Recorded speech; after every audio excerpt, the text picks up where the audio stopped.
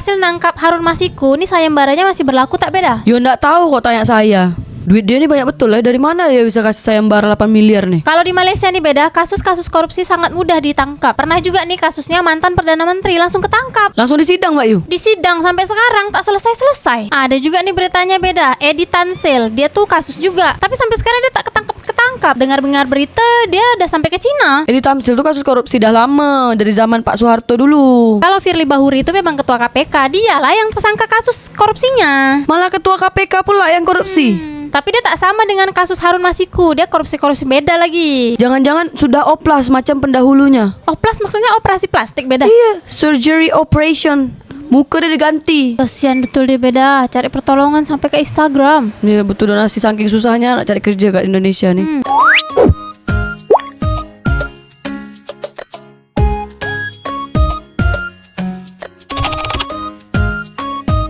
Sayembara tangkap Harun Masiku, Maru Arar tawarkan imbalan 8 miliar rupiah. Menteri Perumahan dan Kawasan Pemukiman PKP Muarar Sirait mengadakan sayembara menangkap salah satu buronan Komisi Pemberantasan Korupsi, Harun Masiku, dengan imbalan sebesar 8 miliar rupiah. Uang yang dipakai merupakan tabungannya pribadi sebagai bentuk partisipasi agar tidak ada pihak yang kebal hukum di Indonesia. Kita berharap negara ini tidak ada yang kebal hukum. Masa ada orang yang sudah bertahun-tahun tersangka kok bisa bebas berkeliaran, kata Ara kepada media di stasiun Manggarai, Jakarta. Ara bertekad agar Indonesia bersih dari para koruptor dan tidak boleh ada yang kebal hukum. Kalau orang KPK berhasil nangkap Harun Masiku, nih sayembaranya masih berlaku tak beda? Yo nggak tahu kok tanya saya. Duit dia ini banyak betul ya. Dari mana dia bisa kasih sayembara 8 miliar nih? Tapi Ara-Ara ini orang PDIP juga kan beda, sama-sama kayak Mulyono. Tapi sekarang nih dia udah gabung dekat Partai Gerindra. Aku pun aneh juga sama si Harun Masiku nih. Di Indonesia ini kan ada jaksa, ada polisi, tapi dia ini masih juga belum bisa ditangkap. Lebih gampang tangkap Tom Lembong ya beda? Kalau si Tom Lembong nih kan kasus dia kasus impor gula pasir. Kalau si Harun Masiku tak tahu entah suap apa, tak tahu aku. Karena kasusnya udah lama, makanya kau lupa. Emang kau tahu yang mana kasus dia? Aku pun lupa.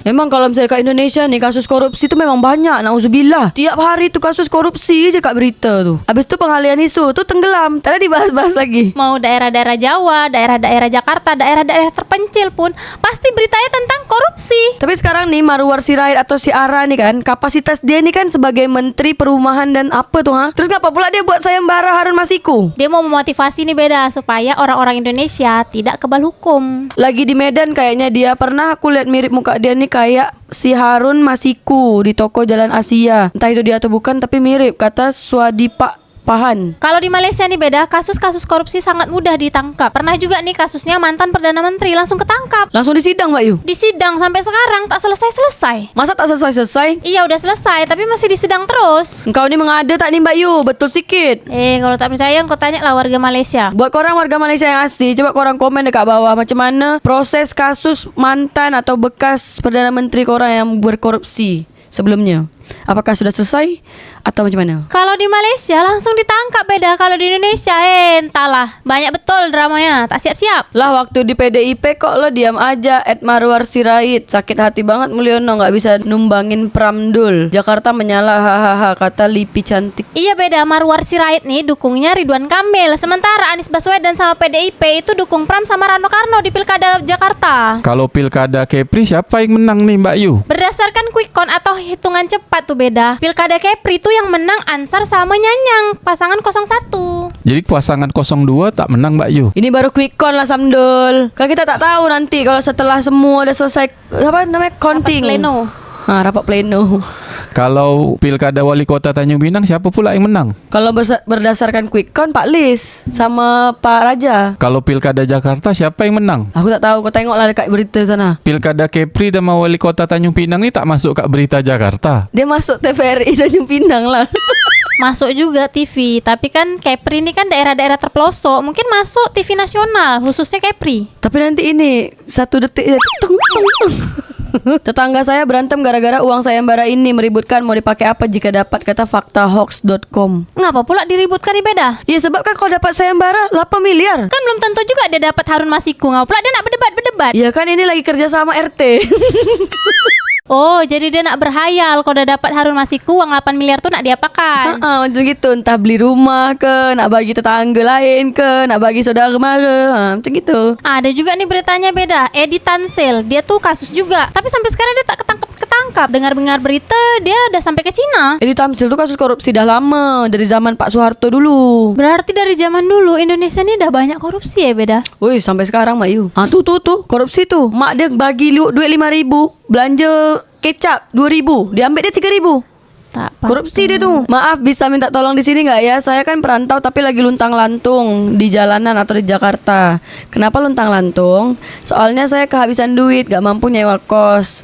Udah coba nyari kerja tapi nggak dapat. Jujur saya belum ada makan dari kemarin, kelaparan banget. Barangkali ada yang berbaik hati untuk donasi ke saya beli makanan. 16.000 pun nggak masalah buat saya beli nasi bungkus. Dia adalah di sini rekening BRI dia disebut. Atas nama Maulana Yusuf. Makasih banget kalau ada yang nak bantu, kata Yusuf RE 1 hari yang lalu nih. Kasihan betul dia beda. Cari pertolongan sampai ke Instagram. Dia betul donasi saking susahnya nak cari kerja kat Indonesia nih. Satu lagi bang, apa kabar Fairly Bahuri? Rakyat masih ingat dan menunggu. Masih tak lama nggak ditahan, nggak dilanjutkan berkas perkaranya. Apa nggak malu sama rakyat, kata Teguh Sudarsono. Kalau Firly Bahuri itu memang ketua KPK, dialah yang tersangka kasus korupsinya. Malah ketua KPK pula yang korupsi.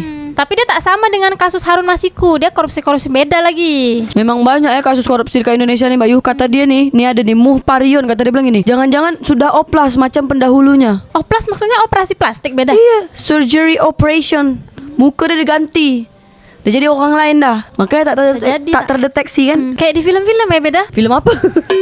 Takutnya dikibulin, orangnya dapat tapi uangnya malah nggak dapat. Ups, kata It's Brians. Jangan suzon dulu. Yang penting tangkap dulu Harun Masikunya. Tapi kalian jelaskan dulu Harun Masiku ni siapa? Nanti warga Singapura, Malaysia, Anambas, Dailingga, Fufu, Fafa, Buta, Fakta, Bukta, Mata tak tahu siapa Harun Masiku. Udah klik aja di Google Harun Masiku, nanti muncul tuh dia siapa. Harun Masiku ni bukan kasus 271 triliun Mbak Yu.